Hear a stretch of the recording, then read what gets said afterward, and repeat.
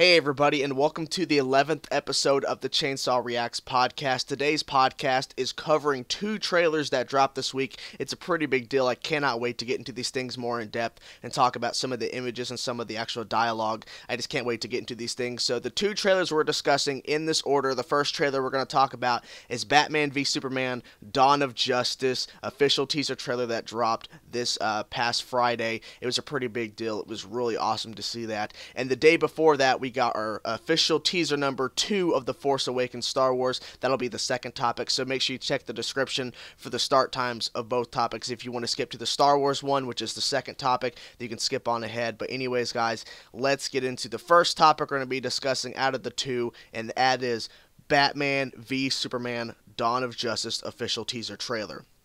Now, before I start getting into kind of a breakdown, talking about some of the lines and some of the images we got to see within this trailer, I first want to talk about that this was an interesting thing. It kind of reminds me of the Avengers Age of Ultron trailer, because the trailer, the last 30 seconds of the Batman v Superman teaser trailer leaked online a few hours before the entire version leaked online.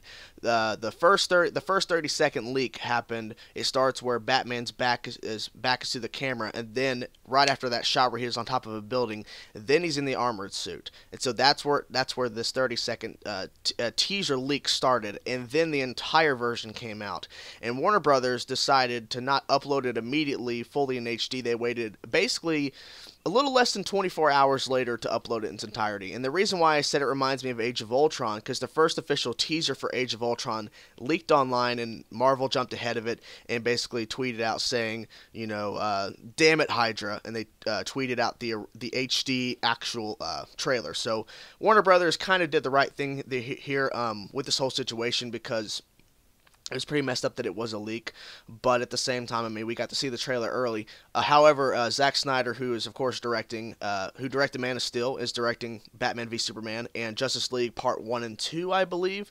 I'm pretty sure he signed on to do both, but he tweeted out saying that the IMAX event is still happening, so if you still have tickets for the Batman v Superman teaser trailer event, this IMAX event, you can still go, because they're going to be adding apparently extra little shots and some swag, which basically means you're probably going to get a poster and probably some other cool stuff for going to the event. But anyways, we'll probably get to see that extended IMAX version on Monday or something like that. So there's that. So anyways, guys, let's get into the actual breakdown in this thing, because as you guys, if you guys see my reaction to this thing, I was freaking the fuck out. I cussed, I'm sorry. But I was losing my damn mind. I was losing it, because this is a huge event. I mean, I've been in love with Marvel films, and I've been in love with the DC films. I mean, you know, the Christopher Nolan trilogy, the original Batman 1989, you know, Batman Returns 1992, Batman Forever, and Batman and Robin, and not so much. However, I was extremely excited to hear the news about DC releasing, basically announcing a slate and basically introducing Batman in Batman v Superman and having them face off, and, you know, adding Wonder Woman and all this stuff. So I'm a fan of both. I'm a fan of Marvel and DC. So I was anticipating this trailer, and actually, when I did another reaction talking about the IMAX screening, a video where I reacted to the 21-second IMAX event teaser Zack Snyder tweeted out. I kind of gave my thoughts about what I would like to see in the trailer and what I hope they don't show in the trailer. And first off, I'm really glad they did not show in the Batman v Superman teaser trailer. I'm glad they did not show any fighting between the both of them, because that is the thing that we're wanting to see so bad.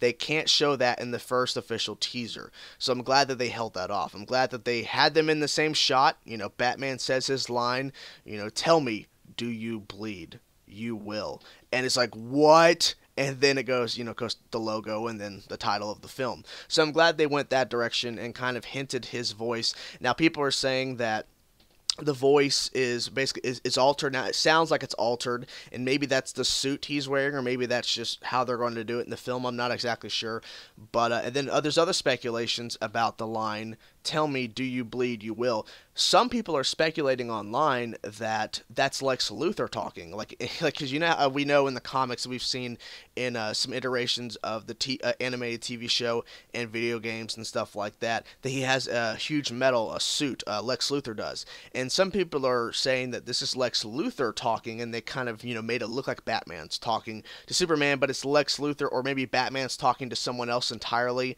I'm not sure. But regardless of who says it to who, in the trailer itself, it looks amazing because he's saying it to Superman in the trailer. He drops down, and the way he slams on the ground, Superman does, is beautiful. Oh my god. And then, black screen, you will. Boom. Logo. So that was really, really cool. Now let's get into the actual beginning of this thing, because I just want to talk about the ending first, because I was like so damn excited, and I'm really surprised they showed that stuff off. Now the trailer starts off with, a line being uttered. Let's get to the lines here. A line being uttered saying, "Is it really surprising that the most powerful man in the world should be a figure of controversy?" Now this starts off with basically telling us as the viewer that, Superman has some controversy. Superman is not loved by all. And if you really think about it, Superman should not be loved by all. He destroyed, when he fought Zod in Man of Steel, he destroyed half of the metropolis. So, in retrospect, people, there should be some dividing lines as to what people really think about him as an individual. Now I'm going to skip. There's the third line being mentioned that I really think is cool, because Neil deGrasse Tyson, who is one of the most popular scientists of all time, we're talking about a being whose very existence challenges our own sense of priority in the universe. I like that line that he said there. And then the U.S. Senator, who's being played by Holly Hunter, says power corrupts, and absolutely power corrupts absolutely. And then maybe he's just a guy trying to do the right thing by an unknown person. Lex Luthor, Jesse Eisenberg, is quoted saying, "We know better now, don't we?" Basically saying we know now of what's out there. Because before the events of Man of Steel, the Earth in the DC Cinematic Universe, the world, didn't view aliens as being real. Like, it was all speculative and blah, blah, blah. And his line, very quickly, "We know better now, don't we?" saying we know now about this being, and basically my interpretation of the line. Now he continues on to say this, and this really is eerie, but it kind of fits with the Lex Luthor, type mentality and what he would say to kind of make Superman look like the bad person. "Devils don't come from hell beneath us. They come from the sky," saying that Superman is a devil because he's not really what we think he is. The population that love him thinks that he's some kind of god, which we'll get to in a couple seconds with the images of his statue being basically spray painted. But Lex Luthor is claiming that he is a devil. He is not a god. He is pretending to be good. He will become evil. He is an evil person. So that's pretty interesting there. Now people were then also there's other lines being mentioned, and people chanting "Go home," this is probably a rally, an outcry of people telling him to go home. There's no home for him to go to, but they're saying they don't want him there. They do not want him there.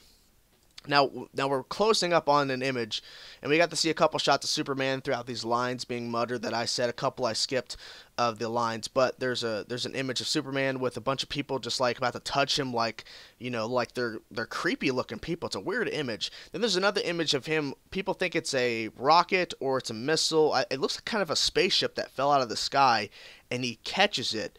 And it's kind of an awesome image. Now, people pull from here, because I'm looking at another breakdown I'm kind of going off of. There is a, it turns out that the nuclear missile will, let's see. There's an image of him similar to that in a comic book where he is holding up a similar type of object that they have taken, it hints from either Action Comics #1 or The Dark Knight Returns. So they've kind of taken some images there. Now, during this whole thing, we also get to see armored guys kneeling before kind of Superman, and and at first I didn't really notice it, but they have the Superman logo on, like it's a patch on their suit. So is there like kind of a police force or a force that is basically working with Superman?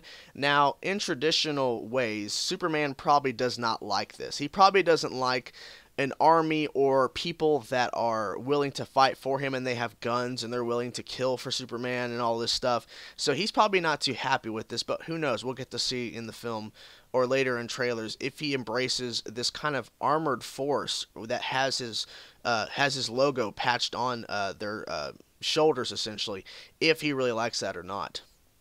Now, to the actual shot that really starts it off is his statue being degraded by saying in spray paint, "False God." Now, that is a very powerful image because that fully immerses us into the idea in the DC Cinematic Universe as of right now for this film that a lot of people look at Superman as a false god and people hate him. Now, a lot of people, when they looked at this trailer and we got to this point, a lot of people are kind of disappointed and they don't like that direction that Zack Snyder is going to take, in the direction of that some people look at Superman as a false god and they don't like him, they don't love him, and they don't want his help. And I like this direction simply because of the events of Man of Steel. If Man of Steel went down differently, where Man of Steel was he fought Zod in a completely closed off area where there was no civilians and no buildings being destroyed and no one dying during the fight and all this stuff, then maybe Superman would be looked at differently. However, the events of Man of Steel directly affects the events of this film. That's why Batman is showing up. We'll get to that in a second. Destroying half of Metropolis and basically killing countless amount of people, because there's no telling how many people died in the event of Zod, where he basically was fighting Superman and destroying buildings, just killing innocent people left and right during this whole entire huge battle. It was an amazing spectacle to watch, but there was a lot of people that died from that. So obviously, there's going to be a lot of people that look at Superman as a devil, like Lex Luthor, and looks at him as a false god. He's not our god. He is an evil being. He is not what we want. We don't want him here. That's why the chanting "Go home" makes sense. So there's that. So I like this direction personally, but I understand some people don't, but I personally do, simply because it makes sense for what's happening within this universe, because Superman did a lot of damage that obviously can be repaired over time, but I mean, who knows how much time is between Man of Steel ending and the beginning of Dawn of Justice. I guess we'll find out later on. Maybe they'll reveal that, but once we know the timeline of how much time has happened in between the ending of Man of Steel to the beginning of Dawn of Justice, we'll get to really see, how much more has happened in between the films. But for right now, I like this direction they're taking. Now we get to our first official look at Bruce Wayne, aka Ben Affleck. Now, this is really awesome simply because we finally get our first listen of Alfred Pennyworth, aka Jeremy Irons, providing the narration for the rest of this trailer, beginning with "That's how it starts." It's black, and then it cuts off from the false god image, and then you get to see Ben Affleck, Bruce Wayne, in a dark room, more than likely the Batcave, and then Alfred, aka Jeremy Irons, continues saying, "The fever, the rage, the feeling of powerlessness." Then the shot of the bat suit, and then he continues, Jeremy Irons continues saying, "That turned good men cruel." So his entire line he's saying here is, that's how it starts. The fever, the rage, the feeling of powerlessness that turned good men cruel. Now, a lot of people are speculating online, and I do agree with this, that he is talking about Bruce Wayne here. That, at this given time, looking at how powerful Superman is, and basically, that it's rumored, and what we're speculating, that Bruce Wayne, Ben Affleck, has retired as Batman, and he's going to come out of retirement simply because, he wants to come out of retirement to basically face this alien creature, Superman. So, and I really like this narration. It's kind of interesting. If he is talking about Bruce Wayne, it makes sense because he's afraid that Bruce Wayne is going to become dark or cruel, because he's a good man now, but he'll turn cruel. Because he's so angry. If you look at him, his face is either angry or he's determined. There's no telling because we don't know the context of the shot and where it's happening within the film. But the way it looks like, he's either very angry and just the anger is building up inside of him, or he is determined to put that suit back on, to face this foe, to find out what is happening and why he is here. So there's that. Then we got a couple more things here of shots. Now, there is a really cool shot. We got to see the Batmobile. We got to see the Batwing. It's rumored to be the Batwing. It looks like it's the Batwing. Now the first official shot we got of Batman is walking out of from what people say is a fallen concrete or a crash of some kind, and he looks buff as crap. This like little 2 or 3 second shot reminds me of the black and white image that Zack Snyder tweeted out showing Batman in front of the Batmobile, which is really, really cool. So that was really awesome to see him in the actual Batman suit. I'm not really sure how many Batman suits or how many suits he's going to be wearing within the film, but I mean, if he only wears the bat suit we've seen in the pictures and in the trailer, what he's looking at, and then the bat suit, the armored bat suit at the end of the trailer, I'm fine with that either way. But I mean, he just looks so damn buff, and he looks so epic in that regular Batman suit coming out from behind a structure or fallen debris or something like that. It's really badass. And then we get to see a shot of him, his back to the camera, which is where the first 30-second leaked version of the trailer leaked out. He's standing on a roof. Now, people are saying he was standing next to a spire, like at the top of a building. However, it's a sniper rifle with a scope. Now, people have been looking at this and claiming it's not, and that people are, if it's being taken from the Dark Knight Returns, it is not a sniper rifle per se. It is what people are calling the grappling rifle, where it's like a grappling gun where he can shoot from building to building or shoot onto a helicopter or something, or basically move around. He can't fly, so it's a grappling hook, but it's a grappling rifle, so maybe it's a more powerful grappling hook, but who knows. But that's an interesting take. I hope it's not an actual rifle and not an actual gun. I hope that it's actually a grappling rifle, as it's been quoted by several different sources of breaking it down and really thinking about it, because Batman doesn't use guns. I mean, at the end of the day, that would be the most weirdest thing ever if he starts using a weapon. I mean, because it wouldn't hurt Superman in general. It just wouldn't hurt him at all. But let's hope it's a grappling rifle. Then we get to see the actual shot of him in the armored suit. Now, we saw this in the leaked San Diego Comic-Con 2014 footage, where he's just staring up at Superman, turns on the bat signal, and just staring up at him. And it's really, really cool. But to see it in actual HD is just beautiful. I mean, it just looks like it looks menacing. Now, a lot of people are making jokes, obviously, simply because Batman is not an alien. He can't face Superman just by himself. So people are really laughing, thinking this movie isn't going to be very long, simply because Batman versus Superman. Superman's going to kill Batman in one little flick of the finger. However, I don't think Bruce Wayne is that dumb. Bruce Wayne knows the capability of this alien. He knows the capability of Superman. So that armored suit that Bruce Wayne is wearing, I'm telling you right now, that armored suit will be able to take punches from Superman, because Bruce Wayne probably thought this out, thought of some kind of mixture of chemicals or something like that in order to make that suit be the most, armored resistance against Superman that he possibly could. Now, there's also talks about kryptonite being introduced into this film, but then again, kryptonite has not been introduced into the DC Cinematic Universe yet. I think personally, either Lex Luthor or Bruce Wayne will figure out how to get kryptonite or how to introduce it into the cinematic universe. So, do I think Batman's going to use it? Probably, but do I think Batman is going to be able to get a hold of kryptonite? No. I think Lex Luthor and Bruce Wayne are going to team up, like it's been rumored that they're going to be working together, Bruce Wayne and Lex Luthor, to rebuild Metropolis after the events of Man of Steel.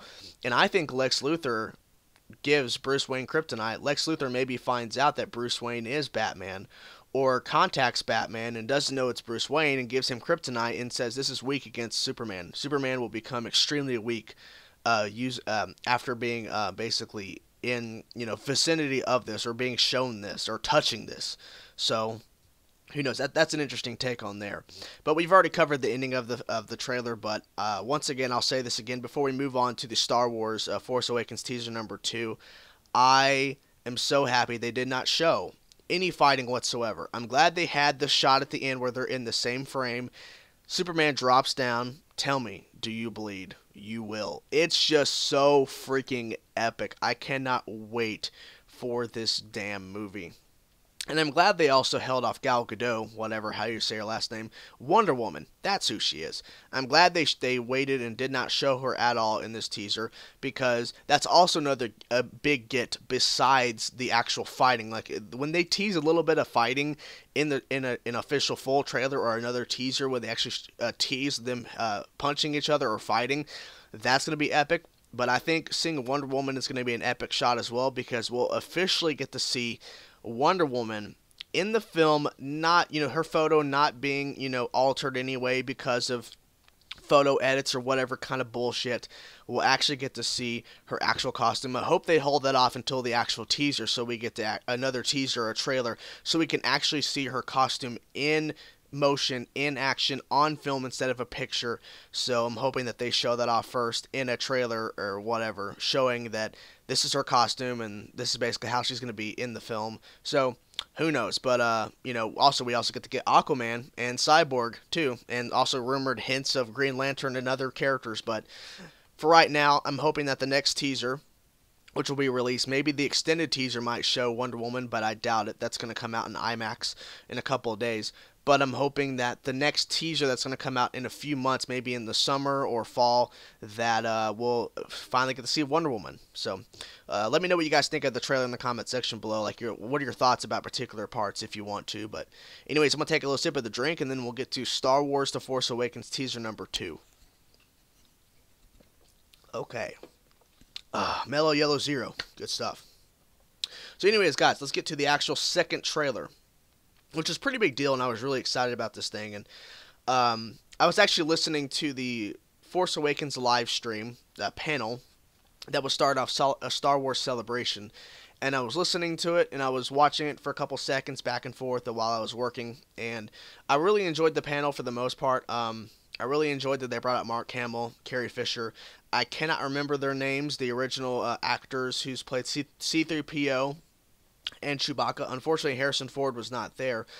But then, when they all left the stage and all this stuff, then J.J. Abrams says, "Who wants to see a teaser?" I'm like, shit. I had to turn off the live stream and had to wait till I got home from work to react to the trailer.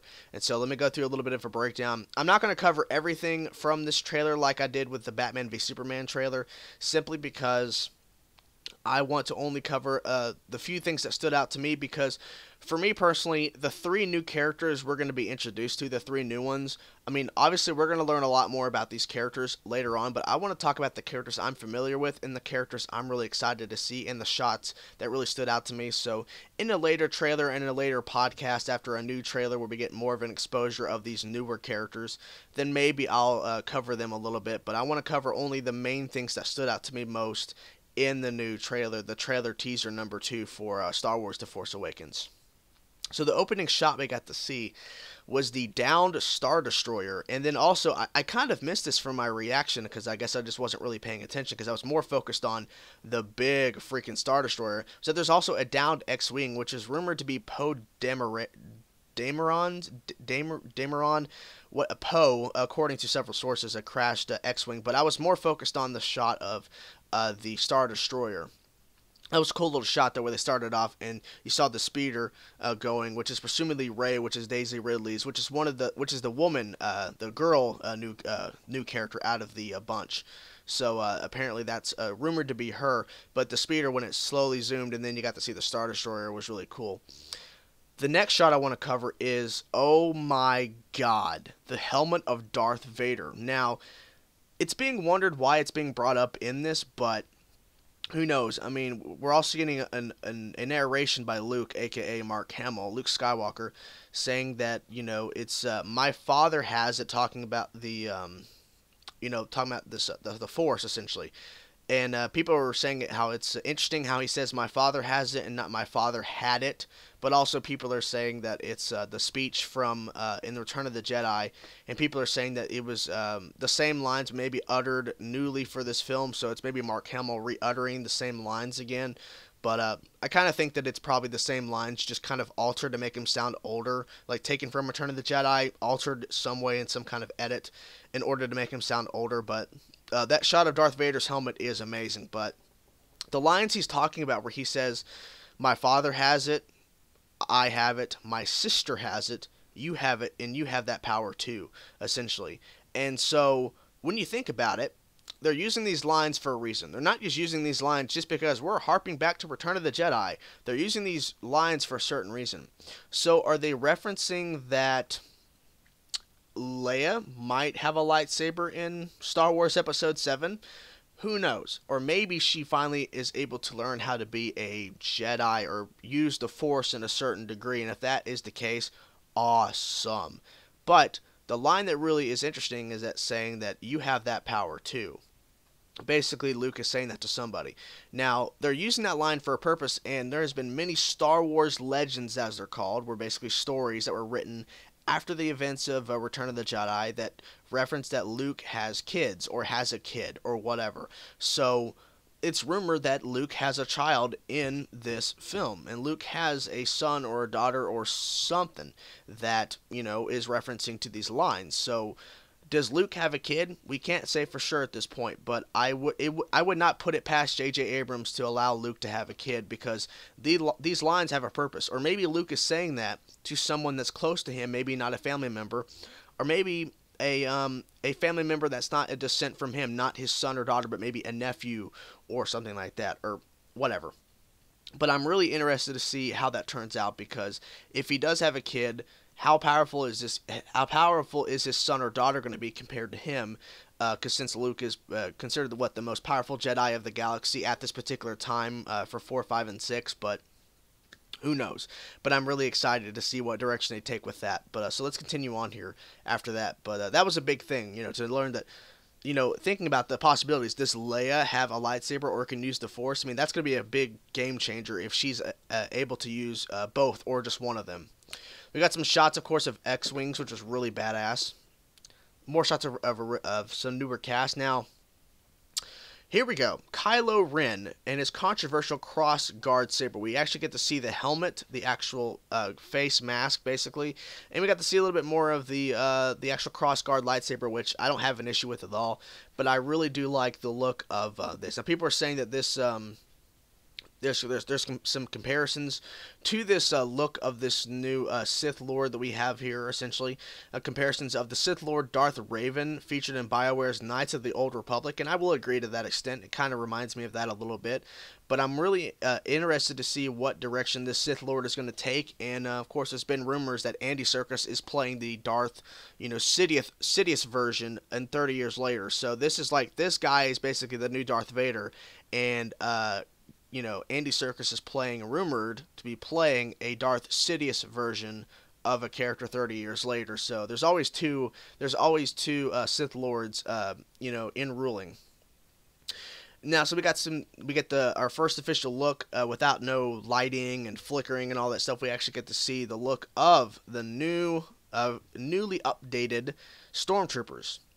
Now, I personally enjoyed the looks of these Stormtroopers. I like the update. It's not too much of an update. I mean, they look very similar to what they did 30 years ago, but I do like the new helmet design a little bit, and I think it's just a good addition, so gotta give them that. And there's an interesting shot here, because when they turn and they're facing the camera and we see this big red, draped down thing, in the middle is a character, and there's other characters on the side as well, but there's a character standing in the middle, and people are saying that in this particular shot that I'm talking about is that there's a leader of the Stormtroopers. Now, is this the leader, is this the Andy Serkis character? I'm not exactly sure, or is this the unmasked new Darth character we get, the new Sith Lord, essentially, we've seen with the lightsaber unmasked. I'm not really sure, but from what I can tell here, this person is unmasked from this far distance away, and they are wearing black clothes, and essentially they are controlling the Stormtroopers, what we're implied with this image. More showing of TIE Fighter, which is really, really cool. We get to see a Star Destroyer in the sky. Then we get to see an armored chrome Stormtrooper. Now, people are saying that this is a particular, this Chrome Trooper is an actual Captain Plasma. The character is played by the fabulous, badass Game of Thrones star Gwendolyn Christie. But whoever this Chrome Trooper is played by, or who the Chrome Trooper is, it does not matter to me. I'm just really interested in that character, because it's it's different from what we've seen before because bounty hunters or people that stood out that were bad but also not stormtroopers or a version of a trooper that was working with Darth Vader and all that in 4, 5, and 6 were completely different design. Now this is, of course, he's a chrome trooper. He's wearing a black and reddish type cape, and he's chromed the fuck out. So, I mean, who knows what they're going to do with that, but I'm really excited to see what this Chrome Trooper is all about, and if this is going to be like kind of a Boba Fett, Jango Fett type character where it's a badass that works along with the new Sith Lord in this film. A couple more shots, then we finally get to the ending of it here where we get to see more action of the Millennium Falcon. And people thought at one point this was going to be it. This was only going to be this is going to be the ending of the trailer. We were going to see the shot of the Millennium Falcon flying a little bit more, flying away from a TIE fighter, or from this particular TIE fighter with like a red and black, on his helmet there. And the Millennium Falcon, kind of curves up, kind of like in the original trilogy where he's like, weaving back and forth between small areas. And so we thought that was the end. But then it goes black screen. And then we hear Han Solo, Chewie. And then Chewie and Han on screen were home. Oh my God. It was so beautiful. Now I'm wondering why they said the line "we're home." Now obviously a lot of people are saying the "we're home" line is basically referencing Star Wars is back, but I'm wondering if they're saying "we're home" because they're actually home back to where Princess Leia and Luke are or whatever. But who knows? Whatever the wording or why it was said, for what reason, it does not matter. The line "Chewie, we're home" is just beautiful, and it gets everybody excited. There's actually a video you can actually look up online where someone recorded the actual audience that was at the Star Wars The Force Awakens panel at Celebration Day for Star Wars, was watching the trailer for the first time on the big screen, and people freaked out and were screaming to high heavens when Chewie and Han came on screen. So it's a pretty big deal. I really like this trailer. I like this trailer 2 more than trailer 1 because the teaser trailer number 2 for Force Awakens showed a lot more and had some more insight. And the biggest surprise, besides seeing Han and Chewie on screen, the biggest surprise was definitely the Darth Vader helmet, because who saved the Darth Vader helmet? Who pulled it out of the fire? Because Luke Skywalker was burning his dad's body with the suit on. So someone had to have pulled out. So maybe we're going to get to see that shot. We're going to get to see a little kid or something, or an actual person pull it out of a fire. And then if it's a little kid, that little kid grows up to be a Sith Lord or something. But I hope that's mentioned why that's in the film and why they're showing that off, because it's pretty interesting and to see that. But maybe Luke pulls it out of the fire, or that we just didn't get to see it. I don't know. But whatever type of direction they're going to go with that little angle there showing Darth Vader's helmet, it definitely has some kind of importance in the film, or else they would not show it this early on in the teaser. Just to show it just because it's Star Wars. I don't think so. I think there's a purpose why they showed the Darth Vader helmet in this teaser, but there you go. So thank you guys for listening and checking out the podcast. That is the end, guys. I am so excited for both films. I cannot wait, and I'm hoping we'll get more information on both films soon, because I just am in love with both of these trailers, and I cannot wait for both films. So thank you guys for listening to the podcast. Thank you guys once again. Peace out.